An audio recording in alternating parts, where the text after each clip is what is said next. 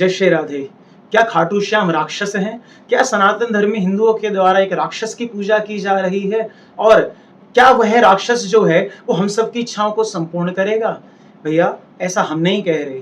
इन महानुभाव की बातों को सुनिए जो खाटू श्याम के बारे में ऐसे ऐसे शब्दों का प्रयोग कर रहे हैं, और इनके शब्दों का जवाब इस वीडियो के माध्यम से आपको दिया जाएगा।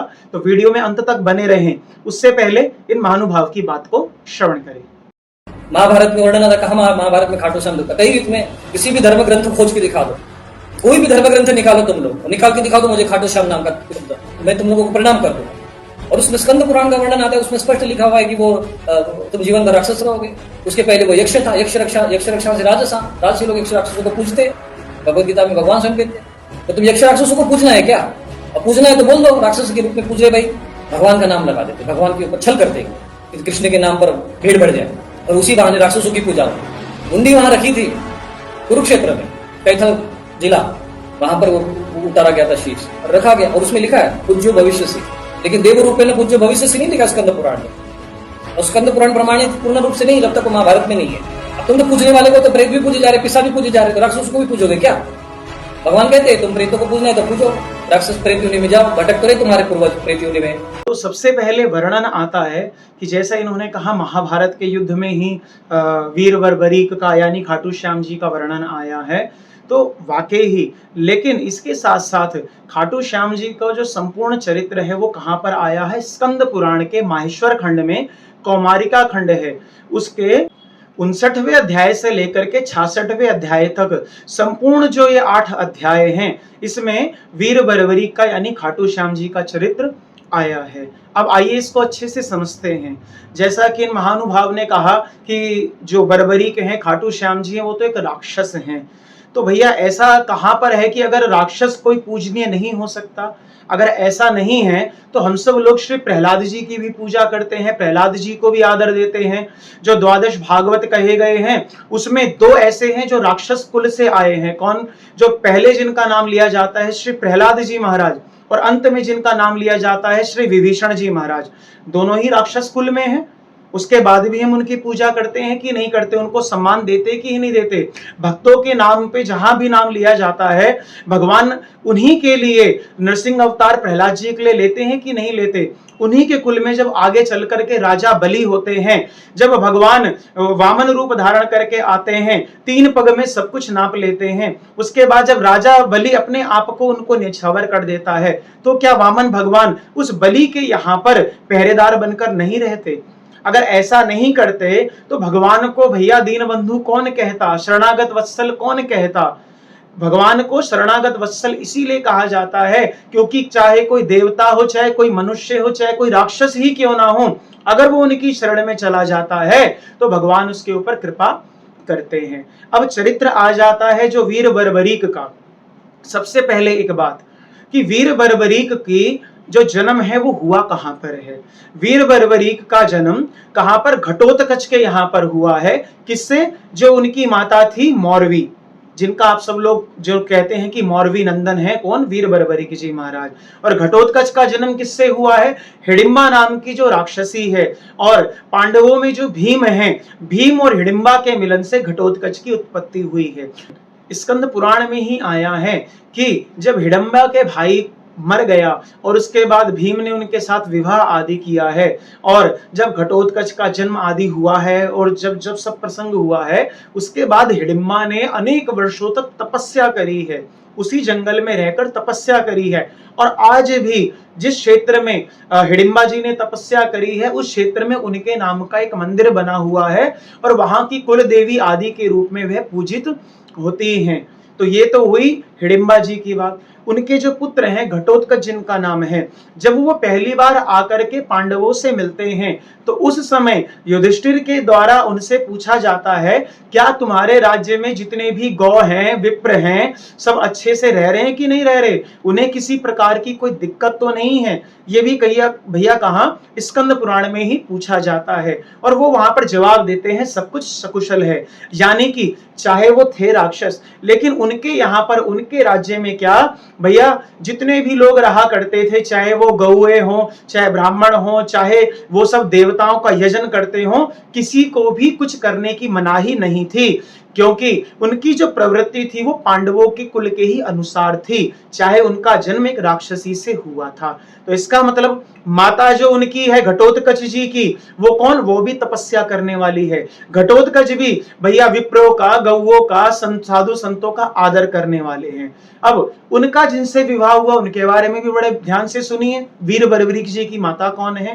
कहते हैं जो मुर नाम का दैत्य है, जिसको भगवान श्री कृष्ण ने जिसका वध किया था, और भगवान का एक नाम मुरारी पड़ा था, उस समय भगवान श्री कृष्ण से युद्ध करने के लिए मुर नाम के जो दैत्य हैं उसकी कन्या जिसका नाम मौरवी है, वो भी युद्ध करने के लिए आती है। दोनों में परस्पर युद्ध चलता है। उस समय माता कामाख्या प्रकट होकर के कहती हैं कि हे श्री कृष्ण, मैंने इसको एक अमोघ खड़ग दे रखा है। अब वो अमोघ खड़ग दिया क्यों था? क्योंकि उस मौरवी ने भी देवी की उपासना करी थी, देवी को सिद्ध कर रखा था, और देवी उसकी रक्षा के लिए सदैव तत्पर रहा करती थी। तो भगवान श्री कृष्ण की आज्ञा पाकर के घटोत्कच ने जाकर मौरवी को महाराज विवाह के लिए बात करी है, और मौरवी की जो जो शर्तें थी उस शर्त पर खरे उतरे हैं, और दोनों का विवाह हुआ है। अब भैया घटोत्कच भी साधु संतों ब्राह्मणों की सेवा करने वाले पांडवों के वंशज हैं, और दूसरी तरफ जो मौरवी हैं वो भी कौन, देवी की उपासना करने वाली, जिनके सामने देवी प्रकट होकर उनको दर्शन देती थी, ऐसी है।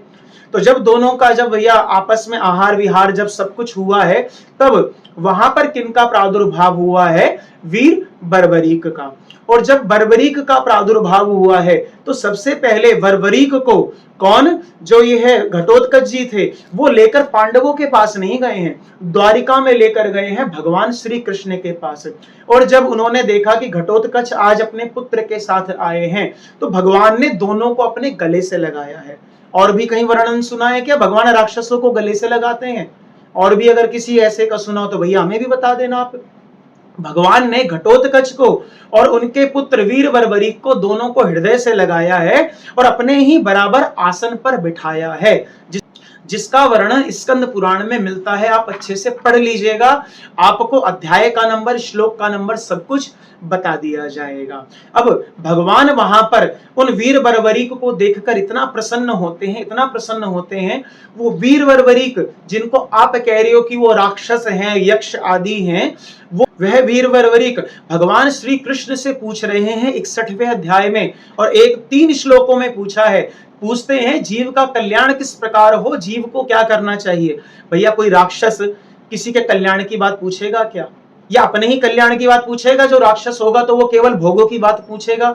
लेकिन भगवान ने जब उनके ये प्रश्न सुने कि वाह, ये भैया वीर बर्बरीक कैसा है, जीवों के कल्याण के लिए प्रश्न कर रहा है, उस समय भगवान उससे इतना प्रसन्न हुए हैं। उस समय भगवान ने उनका एक नामकरण किया है, और वीर बर्बरीक को क्या कहकर बुलाया है? सुहृदय। कितना प्यारा नाम दिया है, किसने? भगवान ने नाम दिया है ये वीर बर्बरीक को। वीर बर्बरीक का एक नाम क्या है? सुहृदय। उसके बाद अब थोड़ा आगे चलो, भगवान ने उनको कहा कि तुम जाकर के गुप्त क्षेत्र में तपस्या करो। वहां वो तपस्या करने के लिए गए हैं। पहले उन्होंने 3 वर्ष तक तपस्या करी, देवी ने प्रकट होकर उनको आशीर्वाद दिया। उसके बाद कथा आती है, एक विजय नाम का ब्राह्मण आया। उन्होंने, जो विजय नाम का ब्राह्मण था, उसने अपनी तपस्या करने जब चाहा तो उसको बड़े विक्षेप हो रहे थे। तो उस समय वीर बर्बरीक ने आकर उसकी सहायता करी और उसकी संपूर्ण तपस्या को संपूर्ण करवाया है। और बड़े अच्छे से तपस्या हुई। जितनी भी देवियां थी सबने प्रकट होकर वीर बर्बरीक को आशीर्वाद दिया है। किसने? जितनी भी वहां देवियां थी सबने वहां पर प्रकट होकर के वीर बर्बरीक को बड़ा सुंदर आशीर्वाद दिया है। 64वें अध्याय में देवी स्वयं प्रकट होकर उनको आशीर्वाद देती हैं और कहती हैं कि यह जो मेरा प्रिय शिष्य है वीर बर्बरीक, ये आगे चल करके चंडिल नाम से प्रसिद्ध होगा। यह आशीर्वाद कौन दे रही हैं? स्वयं देवी प्रकट होकर आशीर्वाद दे रही हैं। जब भैया देवी प्रकट होकर आशीर्वाद दे रही हैं तो महानुभाव आपको क्या दिक्कत है? उनको तो आशीर्वाद मिला हुआ है ना। जब महाभारत के युद्ध की बात पक्की हो गई, दोनों तरफ आपस में भैया होने लगा, कौरव के पक्ष में कौन है, पांडवों के पक्ष में कौन है, तो आपस में वहां पर मंत्रणा हो रही थी। तो आपस में वहां मंत्रणा हो रही थी कि कौन कितने दिन में इस युद्ध को खत्म कर सकता है। तो भैया सबकी बात आपस में हुई, वहां पर कोई कहता हम 3 दिन में कर देंगे, कोई 5 दिन में, कोई 10 दिन में, आदि आदि बात करता है। लेकिन उसी समय वीर बर्बरी का आते हैं और वीर बर्बरी कहते हैं यहां पर आप 2-4-10 दिन की बातें क्या करते हो, मैं तो आप सब लोग अगर कहो तो मैं एक मुहूर्त में युद्ध को विश्राम कर दूं, एक मुहूर्त में खत्म कर दूं। सबने पूछा भाई कैसे खत्म करोगे, तो उन्होंने पूरा विवरण बताया है, वो भी आप सब लोग स्कंद पुराण में पढ़ सकते हो। उस समय क्या हुआ है, भगवान श्री कृष्ण ने अपने सुदर्शन चक्र का आवाहन किया है और रीक के उस सर को धड़ से अलग कर दिया। सब वहां पर भैया सब हाहाकार होने लगा। देवी ने आके पूर्व जन्म का उनका सब चरित्र बताया और कहा कि कोई श्री कृष्ण को दोष मत दो। वहां पर भगवान श्री कृष्ण 66वें अध्याय में 67वें श्लोक में भगवान श्री कृष्ण उस वीर वरिवरी को क्या आशीर्वाद दे रहे हैं, ध्यान से सुनो। कहते हैं ते पूज्यष्यन्ति देव्या पूज्यो भविष्यसि। भगवान कृष्ण कहते हैं जिस प्रकार पृथ्वी पर देवी का पूजन होता है उसी प्रकार तुम्हारे भी सिर की पूजा की जाएगी। यह आशीर्वाद कौन दे रहे हैं, स्वयं भगवान श्री कृष्ण दे रहे हैं। जब भगवान श्री कृष्ण आशीर्वाद दे रहे हैं तो भैया तुम्हें क्या आफत आ रही है जो तुम बता रहे हो। और थोड़ा सा और आगे बढ़ो, थोड़ा सा और आगे के श्लोकों को पढ़ोगे तो और सुनो भगवान क्या क्या कहते हैं उनके लिए। बड़े 76, 77 और 78 3 श्लोकों में भगवान श्री कृष्ण वीर बर्बरीक के उस सर को जब अमृत सिंचन करके देवी फिर से जीवित कर देती है तो क्या आशीर्वाद देते हैं कि जब तक सूरज चांद नक्षत्र आदि ये सब रहेंगे तब तक तुम्हारी पृथ्वी पर पूजा की जाएगी और जो तुम्हारी पूजा करेगा तुम उसको इच्छित वर दे सकोगे। ये भगवान ने उनको कहा है। और तो और जिन भी छोटे बालकों को बीमारी हो जाती है कफ की, वात की, पित्त की, तो जो भी उनका नाम स्मरण करते हुए उनका पूजन करेगा उसकी वह सब बीमारियां भी खत्म हो जाएंगी। और भगवान उसी अध्याय में 112, 113 और 114 श्लोक में और आशीर्वाद देते हुए कहते हैं वीर बर्बरीक को, तुम देवताओं के समान जहां भी विचरण करना चाहोगे, जिस भी लोक में विचरण करना चाहोगे वहां तुम जाकर के विचरण कर सकोगे और तुमसे कोई जो भी वर मांगेगा तुम उस वर को देने में सक्षम होगे। यानी कि हम जाकर के अगर खाटू श्याम जी से कोई भी प्रार्थना करते हैं तो वह देने में सामर्थ्यवान है। अब आप कहते हो खाटू श्याम नाम कहां से आया, भैया वो खाटू जो है जगह का नाम है जहां पर वह रहा करते हैं। और भगवान ने उनकी उस भक्ति को देख करके और उनके संपूर्ण चरित्र को देख करके, तपस्या को देख करके उन्हें अपना एक नाम श्याम दिया है, इसलिए उनको खाटू श्याम कहा जाता है। और भी जो तुम कह रहे हो राक्षसों की पूजा करनी हो तो करो, भाई आपके अगर अभिष्ट राक्षस है तो आप पूजा कर सकते हैं। यहां पर भगवान जब स्वयं वरदान उनको देने के लिए कह रहे हैं, स्वयं कह रहे हैं पूजित तो हो गए।